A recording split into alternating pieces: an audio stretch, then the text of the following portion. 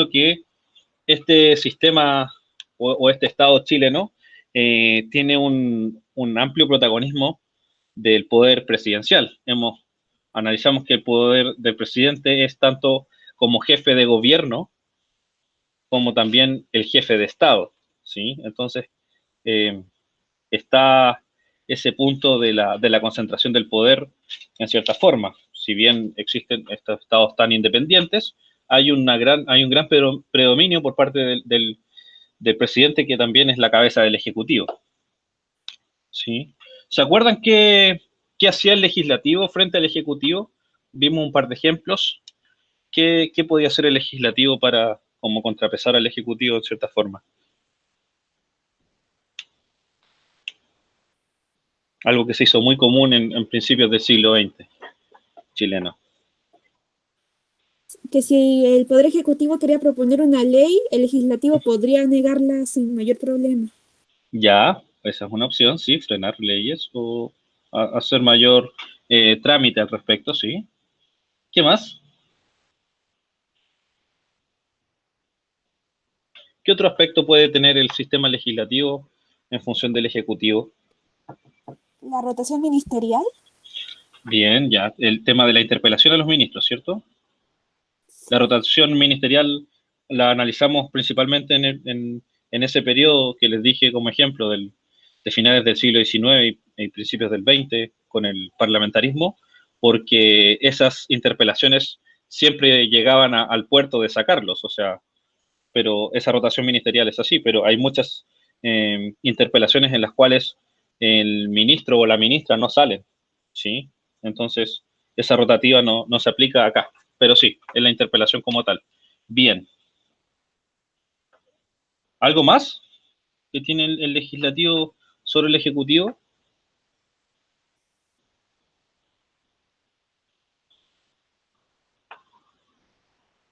Ya. Yeah.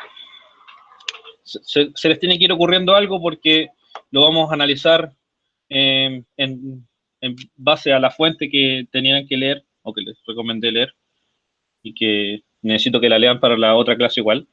Y, y al final de la clase, porque vamos a analizar cosas que pasaron en este último tiempo.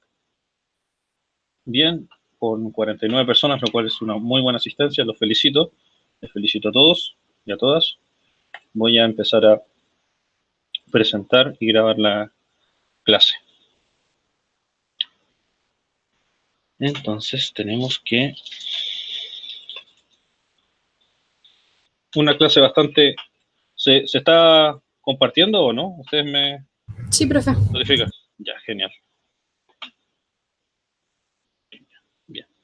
Una clase bastante express, pero no menos importante al respecto, de este poder del Estado que no siempre es como analizado a cabalidad y a profundidad en el sistema educativo y siempre como que genera un par de dudas, sobre todo porque justamente nos agregan muchas, como nos dan muchas interrogantes, pero no se da mucha claridad. Entonces yo creo que igual es bueno que lo analicemos ahora. ¿Sí? Sí.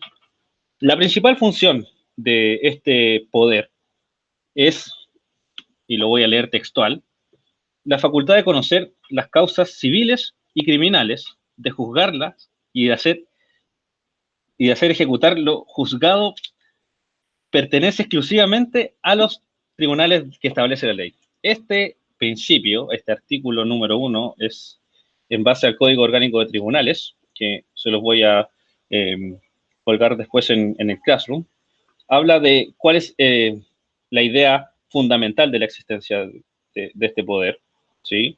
Y la aplicabilidad de todas sus cosas, ¿sí?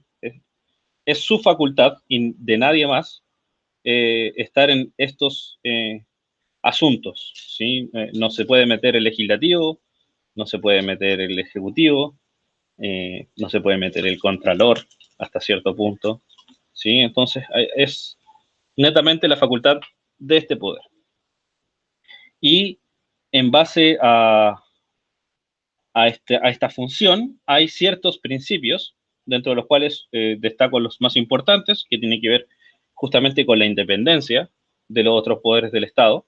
¿Sí? Aquí este es territorio de lo comandado por este hombre y su organismo. Este es es ministro Haroldo Brito, es presidente de la Corte Suprema, que es el ente máximo del sistema judicial chileno. La inamovilidad, nadie puede mover a los jueces de este sistema, a menos de que exista algún tema puntual y que, no sé, algún delito de cohecho, algún vicio por el cual sí tenga que removerse, pero no se remueve ante ninguna causa. La legalidad tiene que ver con que los jueces y los ministros del Poder Judicial tienen que apegarse al marco existente, al marco legal existente. No puede decir, por ejemplo, un juez, esto según, no sé, según la ley 95, no sé, por decir un ejemplo, del Código de Tenencia de Animales, usted por matar la gallina son 5 años de cárcel. Pero si esa ley está prescrita, si no existe, si está derogada, no la puede aplicar.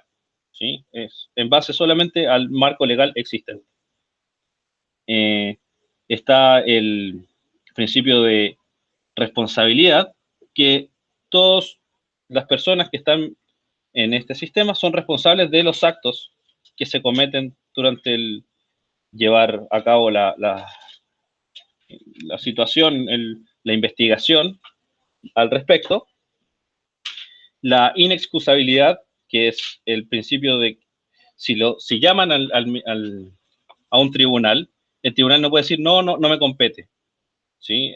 Ellos tienen que hacer la investigación si es que la situación lo amerita, si es que ellos son llamados. Y por último está el principio de territorialidad, que va muy relacionado con el tema de la descentralización del poder, la desconcentración del poder, y tiene que ver con que los juzgados y los tribunales no pueden salirse del marco territorial en el cual están delimitados. O sea, el juzgado de familia de Puente Alto, por ejemplo, no tiene nada que meterse en una situación que esté viendo el juzgado de familia de Aysén, por ejemplo, o el de Santiago, no corresponde territorialmente. Entonces, esos son como los principios más importantes en este sistema. ¿Sí? Hay más, pero los analizaremos en otro momento. Y como pueden, o como les decía en un principio, existe una alta jerarquía en esta estructura judicial. Si esto lo llevamos a una figura, sí lo podemos dibujar como una pirámide, por así decir. La Corte Suprema está en la cúspide, es la punta. Es el organismo supremo, como dice su nombre, es el organismo máximo del sistema judicial en Chile, y está compuesto por 21 ministros y un presidente. En este caso está el presidente de la Corte Suprema que les dije que era Haroldo Brito. En este caso, como lo vamos a analizar más adelante, hay una persona de otro poder del Estado que está metida o que tiene que dar una cierta decisión para que eso se dé, para que alguien sea electo presidente del sistema judicial. Si alguien tiene la sospecha de que puede ser, lo puede decir. ¿Quién creen que puede estar? ¿A quién invitan para decir, usted elija al presidente de acá? ¿Quién puede ser? Según sus facultades. ¿Se le ocurre? ¿Sospechan de alguna autoridad en especial? Si quieren no me contestan ahora, lo anotan en una hoja. La segunda, ¿quién dijo eso? A ver. Yo. ¿Quién es yo? Eduardo. ¿Eduardo? Sí. Muy bien, Eduardo. Es el presidente de la República, es quien, en base a los méritos y a la terna que le presentan los ministros de la Corte Suprema, el presidente es quien elige al presidente o a la presidenta de la Corte Suprema. Hasta el momento no se conoce ninguna presidenta de la Corte Suprema. ¿Sí? Bien, Eduardo, muchas gracias. Está muy bien su aporte. En segunda instancia está la Corte de Apelaciones, que existen 17 en el país, uno principalmente por región. Hay que entender que estas estructuras a veces no van correspondidas con los cambios territoriales y administrativos que se hacen en nuestro país, principalmente porque responde al tema de las regiones. Y existen más regiones que cortes de apelaciones, pero es un tema administrativo netamente. Y ahí es Santiago el que se lleva el protagonismo porque tiene dos cortes de apelaciones. Está la Corte de Apelaciones de Santiago y la Corte de Apelaciones de San Miguel, que eso hace que la ciudad y la región metropolitana en verdad se dividan en dos. ¿Sí? Hay una parte de la capital de la región metropolitana que está para San Miguel, principalmente hasta Melipilla, y la parte como que responde solamente como a la provincia de Santiago, tiene que ver más con la Corte de Apelaciones de Santiago. Y por último, están en el último escalafón de esta pirámide los tribunales de primera instancia, que aquí los dividí según la forma en que están escritos. Yo les voy a explicar después. Están los juzgados de familia, los juzgados civiles, los juzgados de letras del trabajo, juzgados de cobranza laboral y previsional, tribunal ambiental, tribunal militar y por último los juzgados de letras de competencia común. Los que no están en letra cursiva en la pantalla son tribunales ordinarios, junto con la Corte de Apelaciones y la Corte Suprema. Todos esos son tribunales ordinarios, que están dictaminados por el mismo código orgánico, mientras que los que están en cursiva son tribunales especiales. ¿A qué me refiero con que sean tribunales especiales? Que están regulados por una ley en específico que los crea. Entonces, por ejemplo, hay una ley en nuestro código que crea el juzgado de familia para que se haga cargo solamente de esos temas. El tribunal ambiental, un tema no menor hoy en día, lo mismo. El tribunal militar, a diferencia de todos estos, responde a un orden más separado, principalmente porque la segunda instancia del tribunal militar es la corte marcial y que en tiempos de guerra el tribunal militar deja de ser parte del sistema judicial y es un ente aparte. Y por último está esta base y este esquema de las principales relaciones entre los poderes del Estado que quería analizar con ustedes en base a la lectura de la fuente escrita, de la página 35, y de los diferentes sucesos que han acaecido en estos días, donde entendemos que hay una estructura donde el Ejecutivo tiene una potestad y una relación directa con todos los poderes. Hay que entender que todos estos poderes componen al Estado. El Estado tiene diferentes piezas, una forma orgánica, y se construye por estos tres poderes principalmente. Y la cabeza del Estado es el presidente por las condiciones que ya hemos analizado. Y el presidente va a elegir, por ejemplo, al presidente de la Corte Suprema. ¿Sí?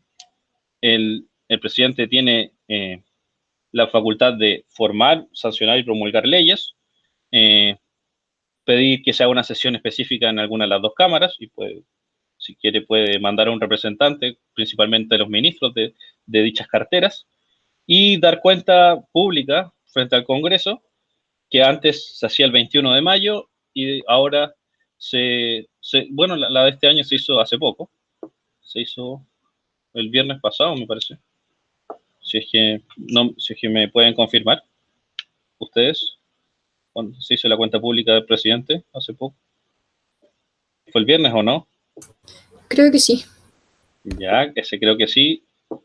Me está dando... ¿Hay alguien que dice sí, profesor, fue el viernes o no fue el jueves? Así, ¿alguna certeza?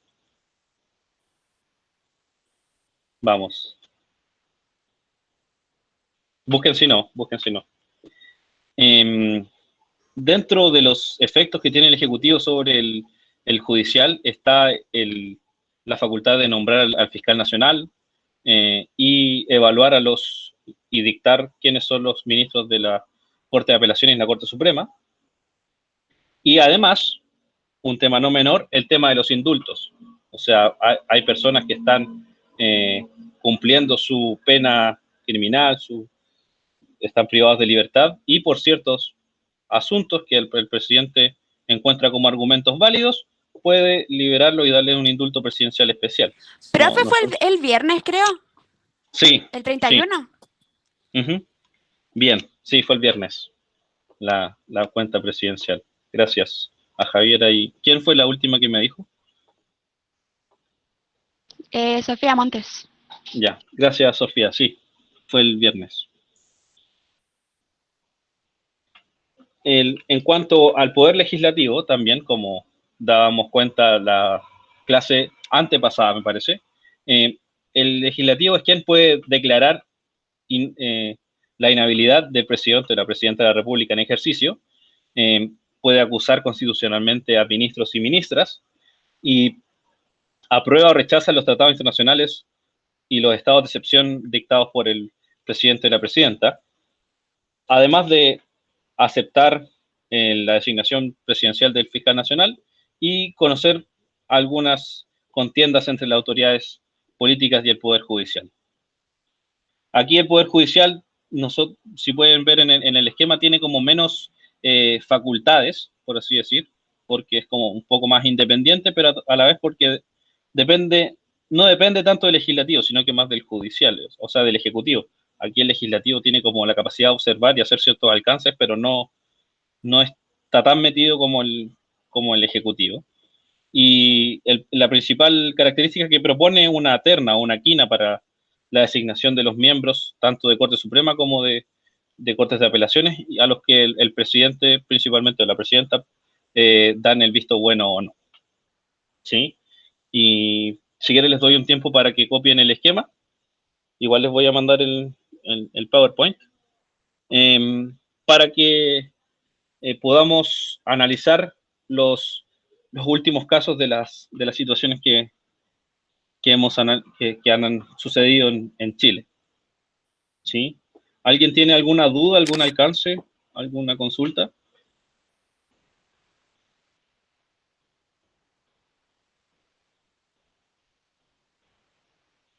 ¿Sí?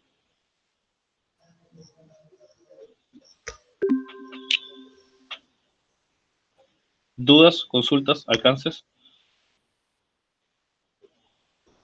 ¿Qué tiene que ver el esquema con la fuente que leyeron, Natalia, o quienes más hayan leído la fuente?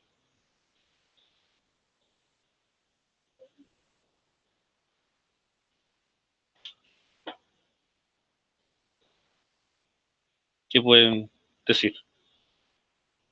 ¿En qué se parece el esquema o en qué se relaciona el esquema a la fuente? ¿O qué dice la fuente respecto al Poder Judicial? Que en sí como que muestra cada cosa que hace el Poder Judicial, el Ejecutivo y el Legislativo y como lo que influyen en el otro, por así decirlo. ¿Ya? Así como que el Isidora. Legislativo dijo que podía así como que veía las cosas, que el Ejecutivo tenía que ver más con el Judicial y todo eso. Uh-huh. Bien. Hay una interconexión entre los poderes, ¿cierto? No porque exista el judicial, el legislativo y el ejecutivo como aparte, no son parte de lo mismo, ¿sí? Cada una de estas piezas forman algo más grande que la estructura del Estado, como lo habíamos ido analizando, ¿sí? Son divisiones de los poderes del Estado, pero aún así, juntas hacen uno. ¿Qué más? ¿Qué más? ¿En qué se parece a la fuente que pudieron leer o que les pedí que leyeran? ¿Qué dice el autor? ¿Qué dicen los autores? En verdad son dos. ¿Qué explican? ¿Qué suponen o qué sostienen que debe ser el sistema judicial? ¿Cuál es como su principal característica propuesta?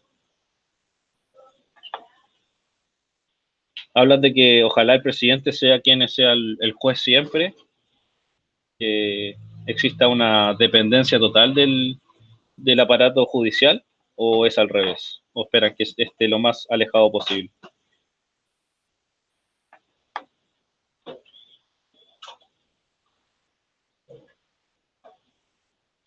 Natalia, usted que lo leyó. Pueden tener igual el libro al lado, no, no hay problema.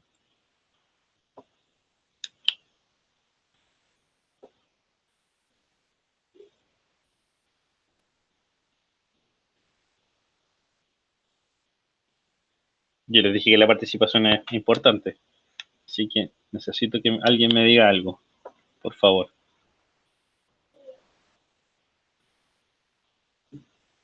Lo puedo hacer a sorteo si quieren.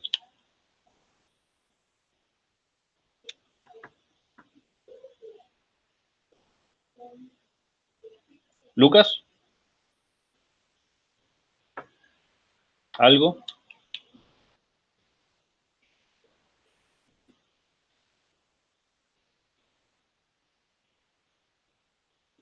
Tiare.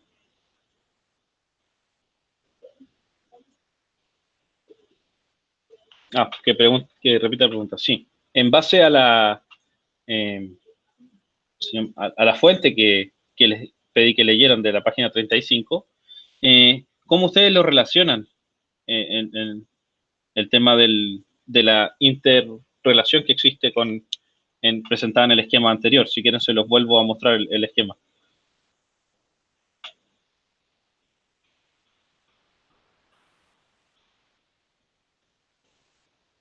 Aquí yo les decía que existe, a pesar de que uno los analiza por separado, estos poderes, existe una interrelación entre ellos que forman el Estado. Hay algunos que tienen mayor injerencia sobre otros, principalmente el Ejecutivo tiene mayor peso. Pero hay algo que sostienen los autores de la fuente de la página 35 que es importante de resaltar.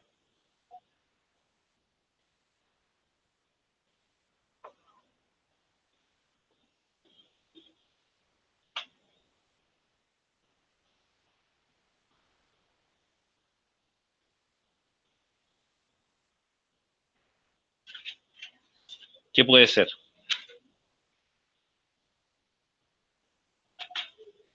En el texto se presentan dos puntos de vista. El punto de vista de que todo viene a partir de la función ejecutiva y que cada función es individual entre sí. Entonces, ¿usted a qué se está refiriendo con lo que dice el autor? Porque se mencionan varios autores. Existe la fuente en base a la propuesta que hacen dos autores respecto a un análisis de lo que proponen otros autores, pero son dos que sostienen una ¿cómo se llama? Una línea en especial. Ellos dicen que el poder judicial debe ser de cierta forma, o se espera que sea de cierta forma, ante un sistema donde haya un mayor predominio de presidente, ¿cierto? Hay algo que tiene que cumplir el Poder Judicial, o se espera que tenga, que sea como más independiente. Ya, a eso va. Bien, nosotros.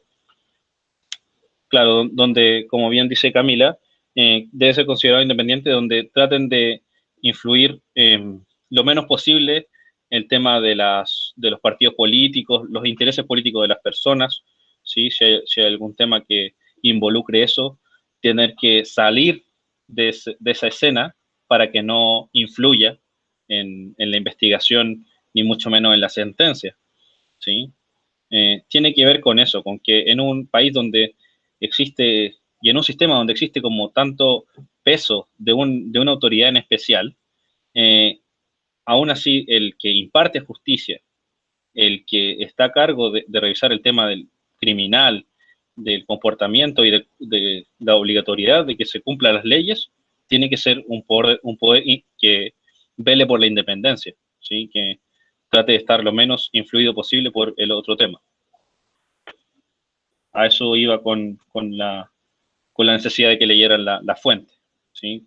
Como que entendieran que es necesario una independencia del Poder Judicial, por más que el presidente tenga el peso y sea la cabeza del Estado en este país, por lo menos.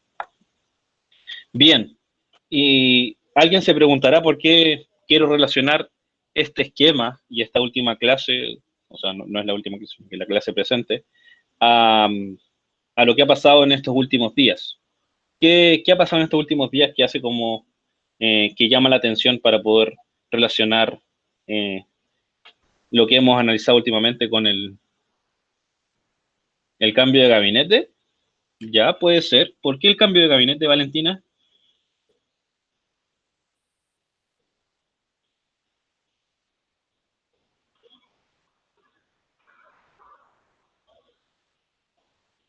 ¿Por qué podría ser el cambio de gabinete algo que incluya a todos los jueces?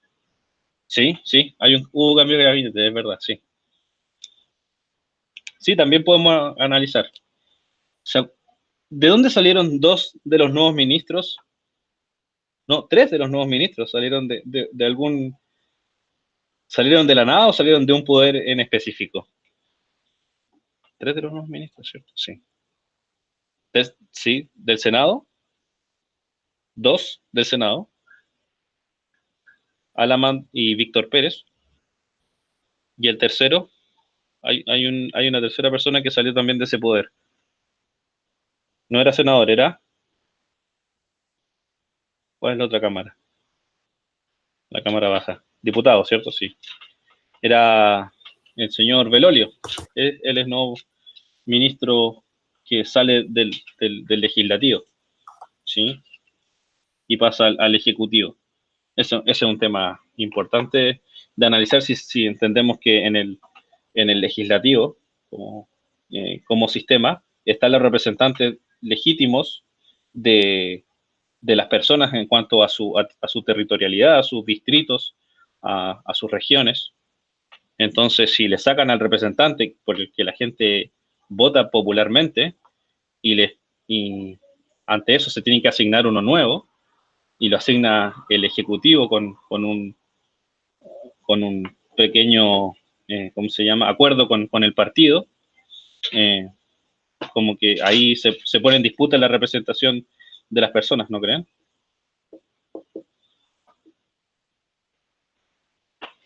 Pues si yo voto por un senador en específico, sale y después es ministro, complica un poco las cosas porque quien va a ser el próximo senador, a lo mejor yo no lo quería, y es el senador que está por mi distrito, por mi sector. Entonces, sí se pone en tela de juicio la representatividad de la población. ¿Qué más? ¿Qué otro elemento? Gracias, Valentina. ¿Qué otro elemento reciente podemos analizar en base como a esta interrelación de los poderes del Estado?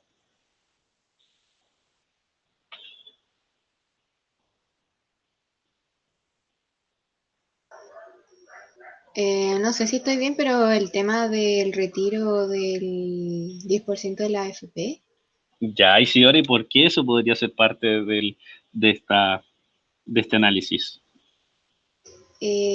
Porque fue algo que obviamente fue algo importante porque todos lo querían, todos lo estaban pidiendo y nada, pues llegaron a votar y se logró, pues. O sea, no sé muy bien qué tiene que ver con eso, pero solo se me ocurrió. Ya, ¿y qué tiene que ver con... ¿A qué se refiere cuando dice todos? ¿Quiénes son todos? Obviamente más la clase social media y baja, pues. Ya, o sea, como usted se refiere a todos como parte de la población. Exacto.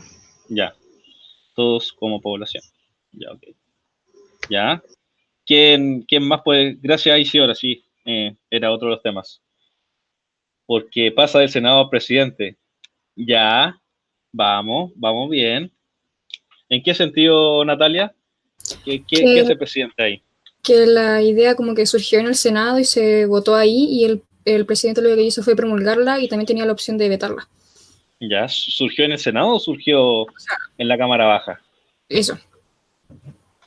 ¿Dónde? En la Cámara Baja.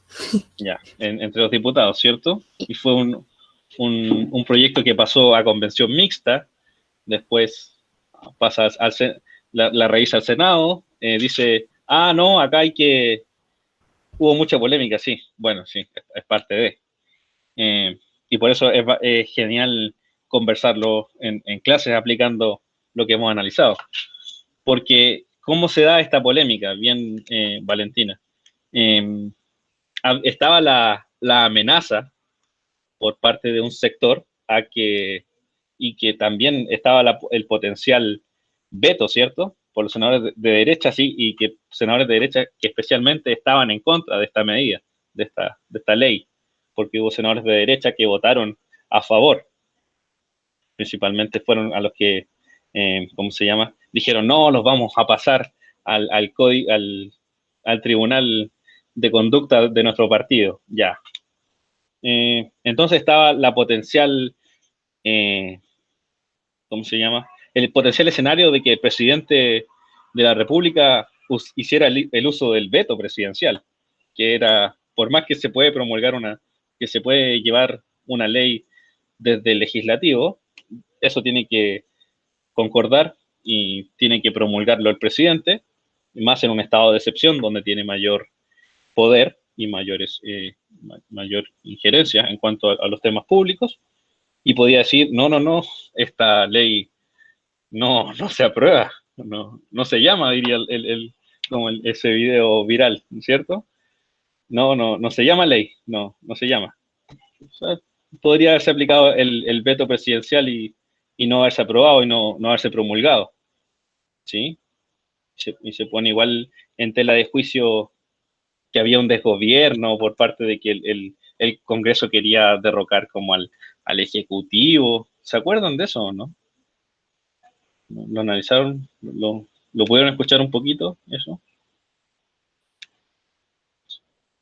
Sí, qué bueno. Ya, a eso voy. Por ejemplo, hace poco el presidente hizo uso del veto presidencial para el tema que tiene que ver con la creación de un nuevo organismo que esté centrado en el tratado de los derechos del niño, la niña y los adolescentes, y que reformaría el Sename y todo eso. Y fue reciente, hace un par de días, que el presidente hizo uso del veto presidencial y esa ley no prosperó. Entonces, tiene que ver más o menos con lo que hemos analizado en estos últimos días, para que no digan que esto no es real, lo que estamos viendo no es real y que es solamente teoría y que está en el papel.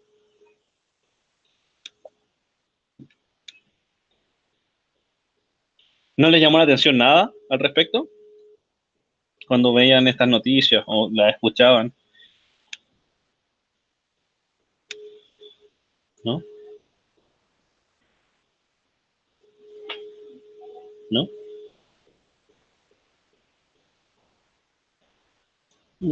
Le hizo más o menos nomás el receso.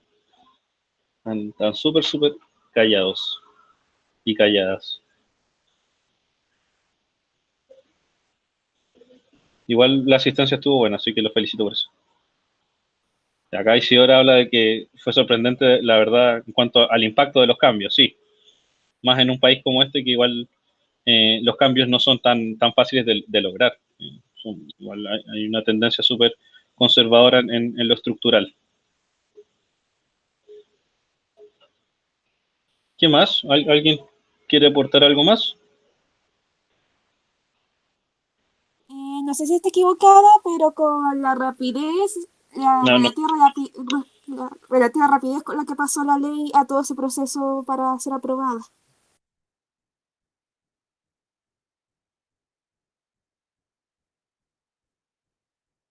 A ver, ¿puedes repetir lo que no lo escuché bien?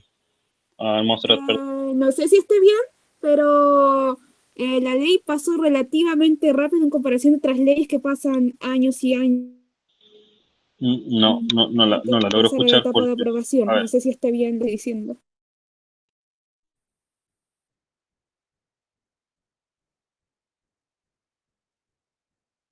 pasó?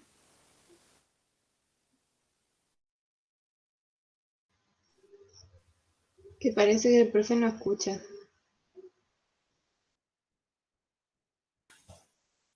Profe, se murió.